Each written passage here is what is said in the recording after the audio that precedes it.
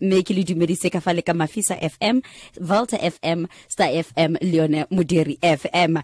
Gompieno dipuisano tsa rona di tla simolla ka ga ene Lebogang Maile, mme re tswelle pele re go bua le ke Lebogile o ile goreng no kgantsa ga tsona di dintsi fela, mme re simolla puisano ya rona ntle le go senya nako. Lebogang Maile, dumela. Le kae mmaetsho?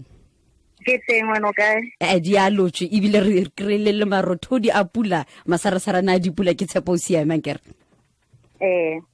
Mme ntle le tshenywana kwa re tsene mo puisanong ya rona re ka bua gore wena o ka nna dumedisa gone jaanong a baretsi ba rona, mme re tsene sentle fela ka tlhamalalo. Ke dumedisa baretsi, ke re dumelang o buang ke Lebogang Maile go tswa ko Jericho Library. Lebogang dipalopalo ke tse di a tlhagelela fa gore wena ka sebele o mongwe wa batho ba ntlha le gone ka 2004 mo le gore o ile a kry-a funding go tswa go Northwest Province gore o ka ithutela go nna librarian. Ra go lebogisa shine mo go tsewa. O ikutlwa jang jaaka re celebrate South Africa Library Week? Ke a leboga, nna ke ikutlwa ke le motlotlo. Mme library week ya ngwaga ono ka theme ya teng e le library matters. Mme ya ka nna ke modiri wa library, ke rata go rotloetsa baagi gore le ha le gore mo leroborobo la pandemic ya COVID fela library di dire botlhokwa mo matshelong a batho ba rona.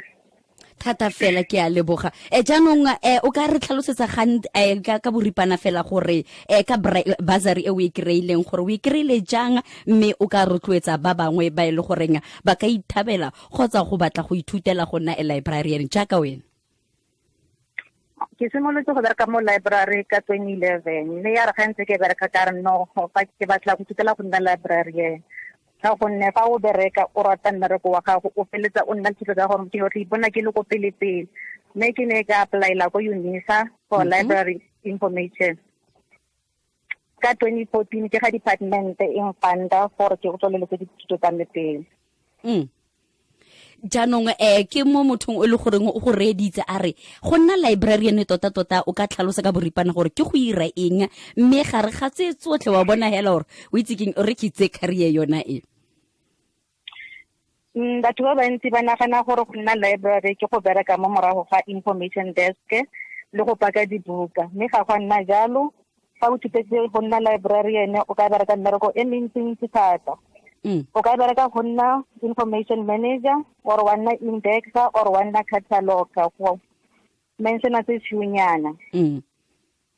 Yaanong go nna le yo mongwe o dutse go gae a re o itse keng ke nna le kgatlhego go nna librarian, o ka mo thusa ka ditsela tse le goreng wena wa ditse gore a ka di tsweletsa kgotsa go di tsaya gore le ena a iphitlhelele a kry-ile bursary mme a ithutetse go nna librarian.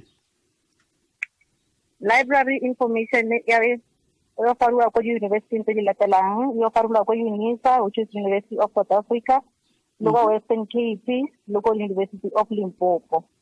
Mara ya ka ke bua maybe ka ke bua la mo mothong o berekanya ka nna ile library assistant a ka ya a apply la ko UNISA, mme department e tsa mo offer funding.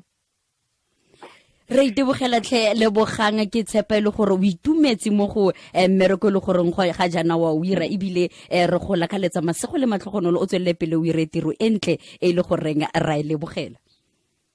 Ka leboga mme.